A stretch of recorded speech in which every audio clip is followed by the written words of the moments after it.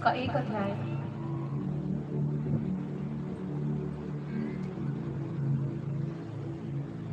उसके 3 आयत से पढ़ेंगे।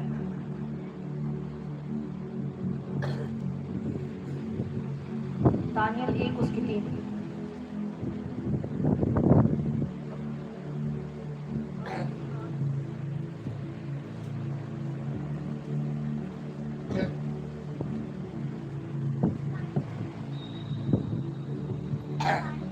तब उस राजा ने अपने खोजों के प्रधान अस्पनस को आज्ञा दी कि इजरायली राजपुत्रों और प्रतिष्ठित पुरुषों में से ऐसे कई जवानों को ला जो निर्दोष, सुंदर और सब प्रकार की बुद्धि में प्रवीण और ज्ञान में निपुण और विद्वान और राज मंदिर में हाजिर रहने के योग्य हों, और उन्हें कसदियों के शास्त्र और भाषा की शिक्षा दें। राजा ने आज्ञा दी कि उसके भोजन और पीने के दाख मधु में से उन्हें प्रतिदिन खाने पीने को दिया जाए। इस प्रकार 3 वर्ष तक उनका पालन पोषण होता रहे। तब उसके बाद वे राजा के सामने हाजिर किए जाए। उनमें यहूदा की संतान से चुने हुए दानियल, अन्याय, मिसाइल और अजरियाह नामक यहूदी थे। फौजों के प्रधान ने उनके दूसरे नाम रखे, अर्थात दानियल का नाम उसने बेलशस्सर, अनन्या का शत्रक, मिशाएल का नाम मेशक और अजरियाह का नाम अबेदनगो रखा। परंतु दानियल ने अपने मन में ठान लिया कि वह राजा का भोजन खाकर और उसके पीने का दाख मधु पीकर अपवित्र न होए। इसलिए उसने फौजों के प्रधान से विनती की कि उसे अपवित्र न होना पड़े। परमेश्वर ने फौजों के प्रधान के मन में दानियल के प्रति कृपा और दया भर दी। फौजों के प्रधान ने दानियल से कहा, मैं अपने स्वामी राजा से डरता हूँ, क्योंकि तुम्हारा खाना पीना उसी ने ठहराया है। हालेलुया। अपने पड़ोसी को बोलो, शारीरिक बरकत पाने के लिए आत्मिक पोजीशन का सेट होना बहुत जरूरी है। फिर से बोलो, शारीरिक बरकत पाने के लिए आत्मा में बढ़ना अधिक जरूरी है। हालेलुया। दानियल, शद्रक, मेशक और अबदेनको जब नबूकदनेस्सर जो राजा था सब लोगों को बंधुआ बना के अपने देश में ले गया, तो वहां पे उसने खोजों के प्रधान को आज्ञा दी कि जितने भी यहूदी कौम के जो अच्छे, निर्दोष, सुंदर लड़के हैं उनको तैयार कर, ताकि वो मेरे राजभवन में रहे। हालेलुया। तो उनमें से ये 4 लोग ले लिए गए, दानियल, शद्रक, मेशक और अबदेनको। हालेलुया। बाइबल बताती है कि दानियल एक ऐसा परमेश्वर का दास था जो बिना स्वप्न बताए स्वप्न भी बताता था और उसका फल भी बताता था। लगा लो, अगर राजा को कोई विजन आ गया, कोई दर्शन देखा राजा ने, अब वो राजा ने देखा है, लेकिन दानियल के पास वो वरदान था कि वो जो अगले बंदे ने जो दर्शन देखा है उस दर्शन को भी बताता था और उसका फल भी बताता था। हालेलुया। और ये कैसे पॉसिबल था? परमेश्वर के बिना पॉसिबल है नहीं। और बाइबल बताती है कि जब दानियल के पास ये वरदान था तो इसी वरदान के कारण उसका पद जो है वो ऊंचा होता गया, वो राज्य में सबसे बड़ा होता गया, राजा का फेवरेट बन गया, हमेशा उसके साथ उसके पैलेस में रहता था। हालेलुया। उसके पास बहुत सोना था, बहुत चांदी था, अच्छे अच्छे कपड़े थे, सब कुछ था दानियल के पास। लेकिन शुरुआत कहां से हुई? शुरुआत कहां से हुई? बोलो, परीक्षा से। हालेलुया। कोई भी मसीही व्यक्ति अपनी ब्लेसिंग तक बिना परीक्षाओं को पास किए नहीं पहुंच सकता। जब एक बच्चा 5th क्लास से उसको 6th में जाना है, 10th से उसको +1 में जाना है, तो उसको क्या देने पड़ते हैं? एग्जाम देने पड़ते हैं, उसको क्लियर करना पड़ता है। हालेलुया। सेम रीति से क्रिश्चियन लाइफ में भी परीक्षाएं आती हैं, एग्जाम्स आते हैं, और जब वो परीक्षा आती है तब हमें क्लियर करना पड़ता है कि यस परमेश्वर, इस परीक्षा के बीच में भी मैं तेरे साथ खड़ा हूं। अब दानियल के ऊपर ये परीक्षा आई, इमेजिन करो उसको, वो अलग देश में बैठा है, बंधुआई में बैठा है, उसको खोजा बना दिया गया, अब उसकी शादी नहीं होनी, उसके बच्चे नहीं होने, बिल्कुल उसकी लाइफ उसको फिनिश होती हुई दिख रही है, उसका कोई फ्यूचर उसको दिख नहीं रहा। और उस टाइम पे उसके ऊपर परीक्षा पड़ती है कि क्या करना होगा, राजा के मेज से खाना होगा। हालेलुया।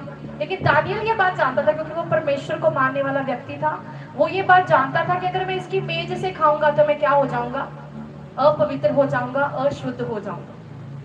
हालेलुया। इमेजिन करो उस पोजीशन में जब एक बंदे की लाइफ टोटली उसको लग रहा है कि अब कुछ नहीं होगा मेरी लाइफ का, अब मेरा फ्यूचर खत्म है, उस कंडीशन में भी वो किसके बारे में सोच रहा है, किसके बारे में सोच रहा है, परमेश्वर के बारे में, परमेश्वर की आज्ञा के बारे में, कि प्रभु ने कहा पवित्रताई में चलो, प्रभु ने कहा कि तुम्हें अशुद्ध वस्तुएं नहीं खानी, तुम्हें लंगर प्रसाद नहीं खाने, तुम्हें इधर उधर से चीजें नहीं खानी। वो उन चीजों के बारे में सोच रहा है, वो ये नहीं सोच रहा कि लो मैं बंधुआई में आ गया, अब तो कुछ है ही नहीं, अब तो मैं अपने परिवार से भी बिछड़ गया, मुझे खोजा बना दिया गया, मेरी लाइफ खत्म हो चुकी है, मैं शादी नहीं कर पाऊंगा, मेरे बच्चे नहीं होंगे, मेरा वंश नहीं बढ़ेगा। वो किसी चीज के बारे में नहीं सोच रहा, वो क्या सोच रहा है कि परमेश्वर ने कहा पवित्र बन, जिस तरह तेरा बुलाने वाला क्या है, पवित्र है। हालेलुया। ऐसे ही हम आज दानियल की पुस्तक नहीं पढ़ रहे, ऐसे उसका नाम बाइबल में नहीं है, उसने परीक्षाओं को पास किया। क्या है कोई ऐसा कि जिसको लाइफ में कोई बरकत नहीं और फिर भी सोच रहा है कि परमेश्वर ने बोला पवित्रताई में चल तो मैं पवित्रताई में चलूंगा? आज बहुत कम लोग हैं ऐसे। जैसी उनकी लाइफ डगमगाने लगती है, मसीह में होकर परीक्षाएं पड़ती हैं, वो उसी समय पाप में गिर जाते हैं। कोई नशे में चला जाता है, कोई गलत संगति में चला जाता है, कोई प्रभु को छोड़ देता है, इधर उधर भटकने लग जाता है, ऐसा ही होता है। लेकिन बाइबल बताती है दानियल जब उसकी लाइफ के सबसे मुसीबत और सबसे जिसको कहते हैं डिफिकल्ट टाइम में खड़ा था, और ऊपर से राजा ने ऐसा आदेश दे दिया कि मेरे मेज से इनको खिलाना है, तो उस टाइम में भी उसने क्या किया, उसने रिस्क लिया और उसने क्या बोला, कहता मैं 7 बात खा लूंगा, मुझे सब्जियां दे दो, मुझे सिंपल खाना दे दो, लेकिन मैं ये नहीं खाऊंगा। हालेलुया। कितने लोग वचन समझ रहे? और बाइबल बताती जब उसने डिसीजन लिया, कई बार क्या होता है हम लोग, हमें मुसीबत दिखती है, हमें उसका सॉल्यूशन भी दिखता है, लेकिन हम डिसीजन नहीं लेते, हम डर जाते हैं। कई बार परिवार का ऐसा प्रेशर पड़ जाता है कि भाई तू चर्च नहीं जाएगा, सब तरफ जा लेकिन चर्च नहीं जाना, चर्च जाएगा तो तू घर में नहीं आएगा। जैसे ये प्रेशर दिखता है हम चर्च जाना बंद कर देते, हम डिसीजन नहीं लेते, हम रिस्क नहीं लेते, और इसी वजह से फैमिलीज ब्लेस्ड है। हालेलुया। लेकिन दानियल ने क्या किया वहां पे, उसने डिसीजन लिया, उसने ये नहीं सोचा इसका रिजल्ट क्या होगा, राजा मुझे मरवा डालेगा, राजा कुछ भी कर सकता है, उसने कोई भी कुछ भी नहीं सोचा, उसने जस्ट बोला कि मुझे सब्जियां दो, मुझे फल फ्रूट दे दो, लेकिन मैं राजा की मेज से नहीं खाऊंगा। आज अगर कोई रिश्तेदार बुला लेना कि घर में जी ऐसा ऐसा कुछ फंक्शन रखा है आ जाओ, भागे चले जाते कि मेरी मासी ना रुठ के भेजेगी, मेरा मामा ना निराश नहीं होना चाहिए, अगर बुलाया है तो मुझे जाना है, मुझे वो अटेंड भी करना है, मुझे वहां का खाना भी है, और इसीलिए लाइफ में बरकत है। हालेलुया। और बाइबल बताती है कि जब दानियल ने ये फैसला किया कि मैं पवित्रताई में चलूंगा, मुझे अशुद्ध चीज खा के अशुद्ध नहीं होना है, तो उसके बाद लिखा कि उसको उसके दुश्मन का ही फेवर मिला। हालेलुया। किसका फेवर मिला पढ़ेंगे इसकी 9 आयत में, 1 अध्याय 9 आयत में, परमेश्वर ने खोजों के प्रधान के मन में दानियल के प्रति कृपा और दया भर दी। हालेलुया। किसके मन में भर दी? उसके जो दुश्मन था, जो राजा का जो बिल्कुल मेन बंदा, देखो वो भी उसका फेवर कर रहा है। उसको मालूम है कि अगर राजा को पता चल गया कि मैंने दानियल को वो चीज नहीं दी जो राजा ने नियुक्त की थी, तो मुझे सीधा मौत की सजा मिलेगी। उसके बावजूद भी वो क्या कर रहे हैं, वो दानियल का फेवर कर रहे हैं। जब आप पवित्रताई में चलते हैं, आपके दुश्मन भी आपके फेवर में खड़े हो जाते हैं। हालेलुया। और ये सिर्फ लिखी हुई बातें नहीं, आप एक्सपीरियंस करके देखो। जैसे ही आप पवित्रताई में चलना शुरू करेंगे, परमेश्वर के लिए डिसीजन लेना शुरू करेंगे, स्टेप लेना शुरू करेंगे, आप देखेंगे जो लोग जो आपको बुलाना भी पसंद नहीं करते, वो भी आपका फेवर करना शुरू कर देते हैं। हालेलुया। वो भी आपके बारे में क्या क्या देते, आपको फेवर देते, आपके ऊपर अनुग्रह करते। वो परमेश्वर भरता है उनके मनों में। कितने लोग समझ रहे हैं?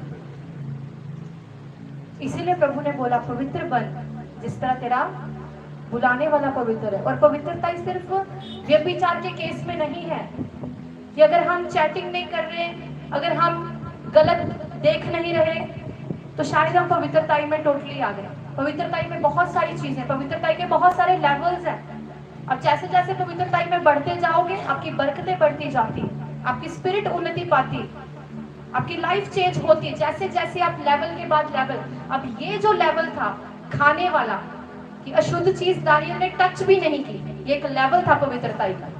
जैसे ही उसने उसको क्रॉस किया, तो आगे देखो क्या हुआ। इसकी 15 में पढ़ेंगे।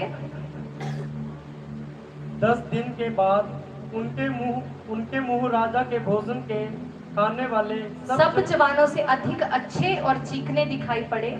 तब वे मुखिया उनका भोजन और उनके पीने के लिए ठहराया हुआ दाख मधु दोनों छुड़ाकर उनको साग-पात देने लगा। परमेश्वर ने उन चारों जवानों को सब शास्त्रों, सब प्रकार की विद्याओं में बुद्धिमानी और प्रवीणता दी, और दानियल सब प्रकार के दर्शन और स्वप्न के अर्थ का जो है ज्ञानी हो गया। हालेलुया। कब हुआ वो स्वप्न और दर्शनों का अर्थ बताने का ज्ञानी? जब उसने परीक्षा को पास किया। परीक्षा कौन सी पड़ी? पाप के थ्रू। क्या ये पाप में गिरता है या पवित्रताई में चलता है? उसने किसको फॉलो किया? उसने वचन को फॉलो किया, पवित्रताई को फॉलो किया। उसके बाद उसकी लाइफ में फेवर आया, और सिर्फ फेवर ही नहीं आया, क्या हुआ उसका रिजल्ट? परमेश्वर ने उसको आत्मिक उन्नति दी, उसके लेवल को बढ़ा दिया, और वो वरदान जो उसके पास नहीं था वो हेवन से उसके पास आया। और सिर्फ आत्मिक उन्नति नहीं हुई, वो शरीर में भी बढ़ा। इसके बाद राजा को एक दर्शन आता है। उस दर्शन का मतलब राजा को नहीं पता होता, तो वो दानियल को बुलाता है। दानियल उसका स्वप्न भी बताता है, उसका अर्थ भी बताता है, और बाइबल बताती है कि राजा उसका पद ऊंचा करता है। पढ़ेंगे 2 अध्याय, उसकी 46 से मैं पढ़ूंगी। इतना सुनकर नबूकदनेस्सर राजा ने मुंह के बल गिरकर दानियल को दंडवत किया और आज्ञा दी कि उसको भेंट चढ़ाओ और उसके सामने सुगंध वस्तु जलाओ। फिर राजा ने दानियल से कहा, सच तो ये है कि तुम लोगों का परमेश्वर सब ईश्वरों का ईश्वर, राजाओं का राजा और भेदों को खोलने वाला है, इसीलिए तो यह भेद प्रकट कर पाया। तब राजा ने दानियल का पद बड़ा किया और उसको बहुत से बड़े बड़े दान दिए, और ये आज्ञा दी कि वह बेबीलोन के सारे प्रांत पर हाकिम और बेबीलोन के सब पंडितों पर मुख्य प्रधान बने। हालेलुया। दानियल की पोजीशन ऊंची कर दी गई। कब? बोलो, जब वो पवित्रताई में खड़ा हुआ, परमेश्वर के वचन को नहीं छोड़ा, अपने हालातों को देखकर उसने हार नहीं मानी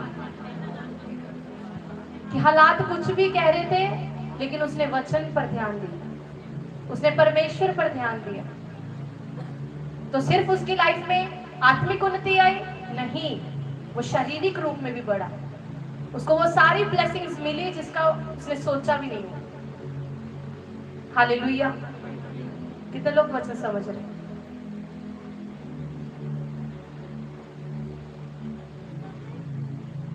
फिर से बोलो, अपने पड़ोसी को बोलो, बरकत पाने के लिए आत्मा में बढ़ना जरूरी है। आज अगर किसी बंदे को अच्छी जॉब चाहिए ना, मसीह बंदे को अगर अच्छी जॉब चाहिए, पढ़ना जरूरी है, यस मैं मानती हूँ, स्टडी जरूरी है, लेकिन स्टडी से भी ऊपर पता क्या जरूरी है? परमेश्वर। अगर वो बंदा मसीह में है, परमेश्वर के साथ वफादार है, पवित्रताई में चलता है, उसकी जॉब उससे कोई भी छीन नहीं सकता, कोई भी रोक नहीं सकता उसकी जॉब उसको मिलने से। क्यों?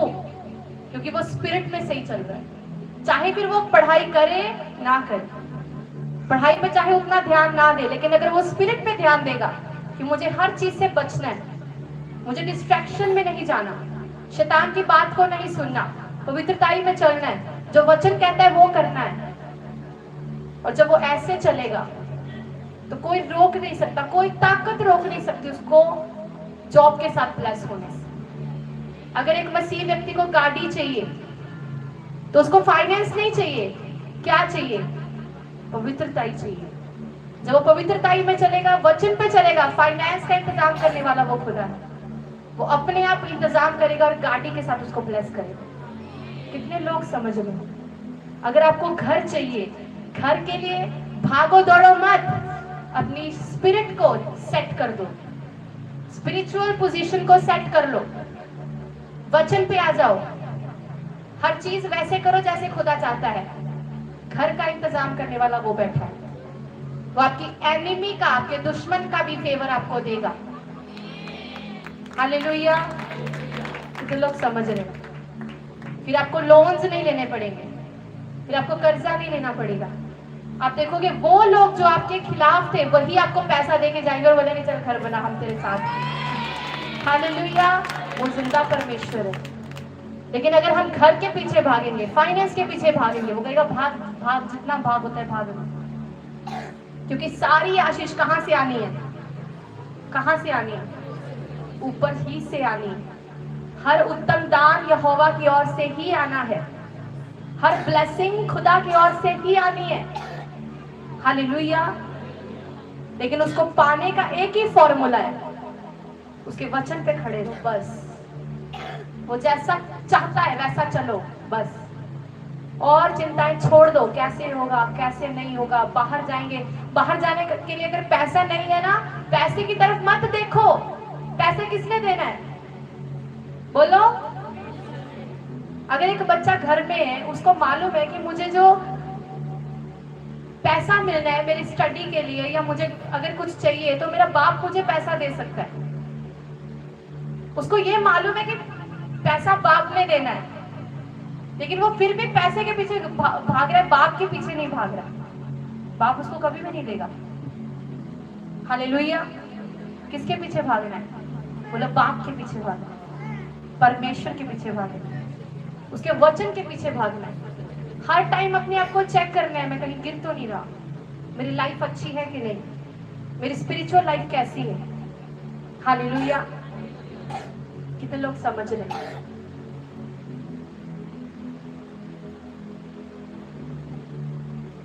अपनी आंखों को 5 मिनट बंद करो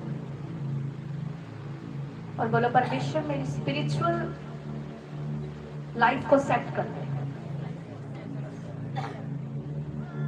अगर आप शारीरिक बरकत चाहते हैं, आप घर चाहते हैं, आप पैसा चाहते हैं, तो परमेश्वर से बोलो कि मेरी स्पिरिचुअल लाइफ को सेट कर दे, स्पिरिचुअल पोजीशन को सेट कर दे।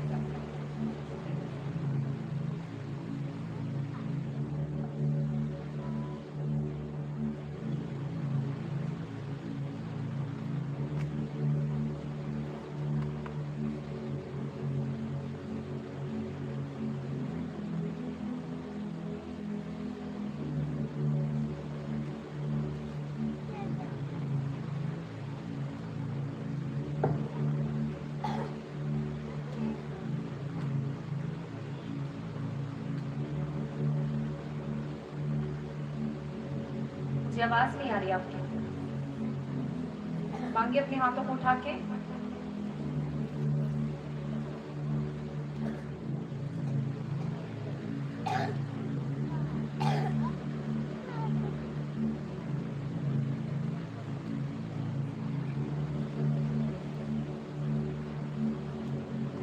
हालेलुया। कितने लोगों को समझ आया?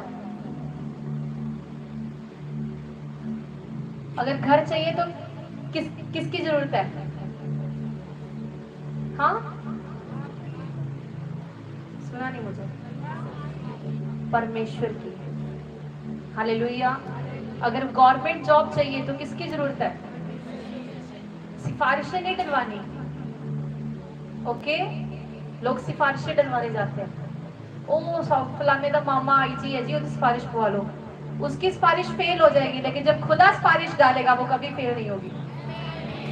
वो खुद आपकी सिफारिश डालेगा जब आप उसके वचन पे चलोगे। वो बड़े बड़े लोगों के मनों को चेंज कर देगा आपके प्रति जब आप उसके वचन पे चलोगे। हालेलुया। यहाँ पे बाइबल में लिखा कि दानियल का पद क्या किया गया? ऊंचा किया। अब जो मसीह व्यक्ति, जो रियल क्रिश्चियन है ना, जो रियल क्रिश्चियन है, परमेश्वर के साथ चलता है, परमेश्वर उसको कभी एक लेवल पे नहीं रहने देता। ये उसका चिन्ह होगा, जो रियल क्रिश्चियन होगा। हालेलुया। मसीही बहुत सारे, मसीहों से तो संसार भरा पड़ा है, लेकिन जो रियल क्रिश्चियंस है, चुने हुए लोग, उनको कभी भी खुदा एक लेवल पे नहीं छोड़ता। वो लेवल के बाद लेवल बढ़ते जाते हैं। वो आत्मा में बढ़ते जाते हैं, शरीर में बढ़ते जाते हैं, फाइनेंस में बढ़ते जाते हैं। तो जब दानियल का अगला लेवल आना था, अगले लेवल पे उसको जाना था, अगली ब्लेसिंग पे जाना था, तो अगली ब्लेसिंग पे जाने से पहले भी क्या आती है?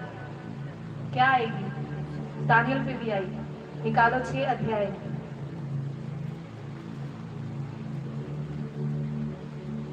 इसकी 3 आयत।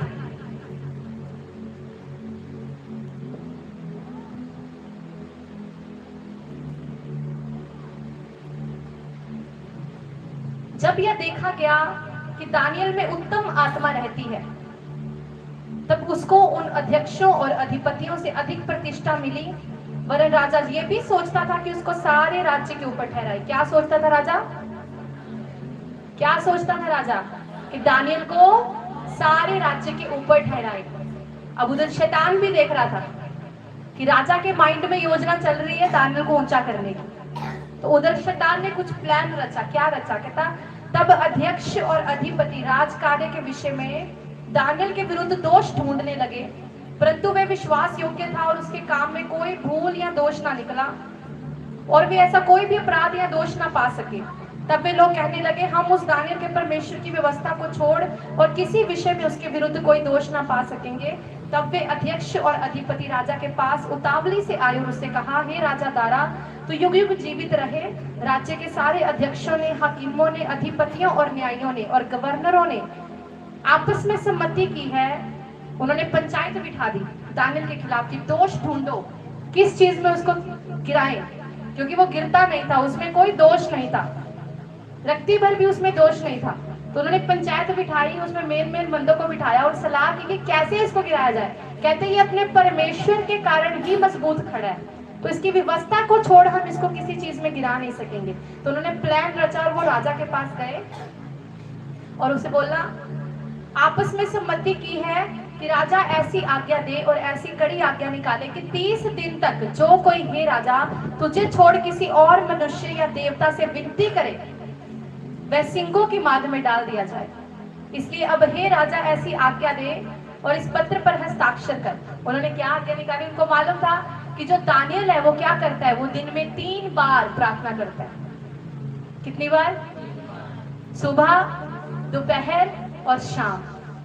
और दानियल राजा का मेन बंदा था, और जो राजा का मेन बंदा था, जो मेन बंदा होता है, उसको कितना काम होता है? उसके पास टाइम नहीं होता, वो सारा दिन बिजी है राजा के कामों में। हालेलुया। लेकिन इतना बिजी शेड्यूल होने के बाद भी बाइबल बताती वो 3 टाइम परमेश्वर के आगे जाता। आज लोग बहाना रचते कि मेरी जॉब का टाइम जी सुबह 9 बजे से 5 बजे तक है, पास्टर जी मेरे पास तो प्रेयर के लिए टाइम नहीं। रात को भी आता हूँ, थक के सो जाता हूँ, सुबह फिर उठना होता है, जाना होता है। दानियल से ऊपर कोई बिजी व्यक्ति नहीं होगा जितना वो बिजी था। बिल्कुल राइट हैंड राजा का, हर टाइम मीटिंग्स में रहता होगा। लेकिन फिर भी कितनी बार दिन में, कितनी बार? 3 बार वो कहाँ जाता था? परमेश्वर की हजूरी में जाता था। और यही शैतान को पचता नहीं था, उसको डाइजेस्ट नहीं होता है। उसने वही चीज निकाली। कहता, राजा 30 दिन के अंदर अगर कोई तुझे छोड़ किसी और के आगे सिर झुकाएगा तो वो सिंगों की माद में डाल दिया जाएगा। तो इस चीज पे तो क्या कर दे? साइन कर दे, ये चिट्ठी निकाल दे। ये चिट्ठी निकाल दी गई। अब दानियल के पास जब ये बात पहुंची कि जो बंदा राजा के सिवा किसी और के आगे सिर झुकाएगा वो तो मार दिया जाएगा, सिंहों के बाद में जाएगा, लेकिन फिर भी बाइबल बताती वो 3 टाइम परमेश्वर के आगे जाना उसने नहीं छोड़ा। हालेलुया। इसके 10 आयत में लिखा, जब दानियल को मालूम हुआ उस पत्र पर हस्ताक्षर किया गया है, तब वे अपने घर में गया जिसकी उपरोठी कोठरी की खिड़कियां यरूशलेम की ओर खुली रहती थी, और अपनी रीति के अनुसार जैसा वह दिन में 3 बार अपने परमेश्वर के सामने घुटने टेककर प्रार्थना और धन्यवाद करता था, वैसा ही तब भी करता रहा। हालेलुया। वो हटा नहीं। और आज जरा सा फैमिली का प्रेशर आता है, हम चर्च जाना छोड़ देते हैं, हम प्रार्थना करना छोड़ देते हैं, घर में बाइबल रखना छोड़ देते हैं। क्यों? क्योंकि फैमिली कह रही है अगर बाइबल रखनी है तो हमें ना बुला। आप डिसीजन लेके तो देखो, खुदा आपके साथ है, वो आपकी फैमिली का फेवर आपको देगा। आज लोगों के घर में बाइबल नहीं है, फोन में बाइबल पढ़ते हैं, चोरी, डरते हैं फैमिली से, इसीलिए ब्लेस नहीं है, क्योंकि वचन को प्रथम स्थान नहीं दिया। जिसने सब कुछ देना है उसको घर से बाहर रखा हुआ है, कैसे ब्लेस होंगे तुम लोग? हालेलुया। जो डरता है वो कभी आगे नहीं बढ़ सकता, ये बात हमेशा याद रखना। और हमारा परमेश्वर ऐसा है नहीं कि अगर आप उसके लिए एक्शन लोगे, उसके लिए डिसीजन लोगे तो वो आपके घर को तोड़ दे, वो ऐसा नहीं है। वो घरों को जोड़ने वाला खुदा है। आप जैसे डिसीजन लोगे वो आपका साथ खड़े हो जाएगा, लेकिन आज लोगों में दम नहीं डिसीजन लेने का। जरा सा प्रेशर आया, वो लड़के खुश नहीं हो, कहते ठीक है जी, आ लो जी, बाइबल चाकती बाहर रखती, और दसो की करना है। और इसीलिए बंद करते हैं, इसीलिए लाइफ चेंज नहीं। हालेलुया। कितने लोग वचन समझ रहे? और जब दानियल को बोला गया, दानियल के पास चिट्ठी आई कि अगर राजा को छोड़ कोई किसी और के आगे मत्था टेकेगा तो सीधा शेरानिमांद से जाना है, शेरानिमांद में फेंक दिया जाएगा और शेरों ने खा लेना है। सीधा मौत दिख रही उसको, फिर भी वो क्या कर रहा है? 3 टाइम कहां जा रहा है? परमेश्वर के आगे जा रहा है। और जब वो शेरों की मांद में डाला गया, क्या हुआ मालूम? पूरी रात वो शेरों की मांद में रहा, लेकिन शेरों की हिम्मत नहीं हुई उसको खाने की।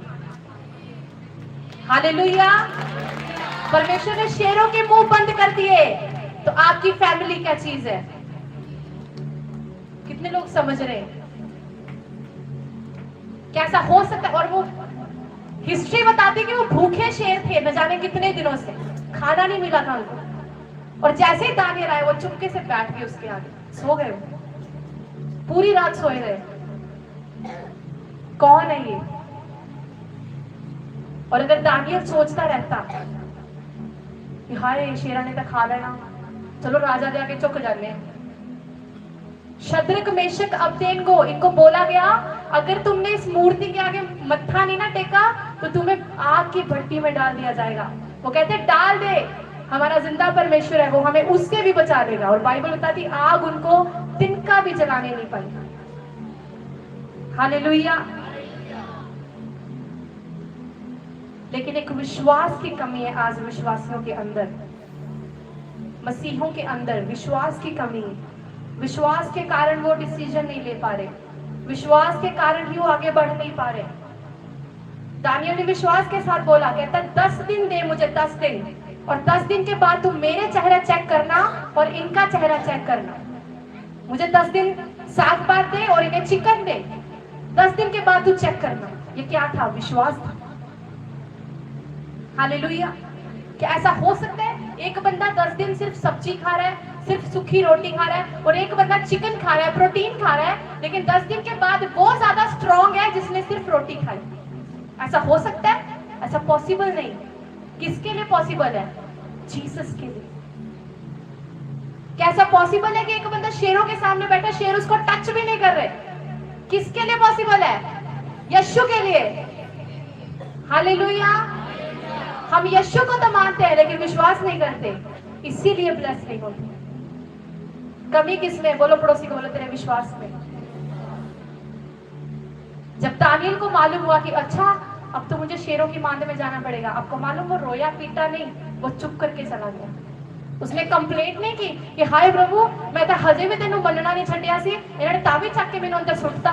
ओनू विश्वास सी कि मैं अंदर जिद्दां गया ओते वापिस आवांगा यीशु दे नाम च, मैनू शेर टच नहीं करनगे। ओनू फेथ सी। हालेलुया। कितने लोग समझ रहे हैं? विश्वास की कमी के कारण आज शैतान लोगों को खाता जा रहा है। सिर्फ विश्वास, सिर्फ एक वर्ड, हाँ, फेथ। और वचन कहता बिना विश्वास के उसको प्रसन्न करना अनहोना है।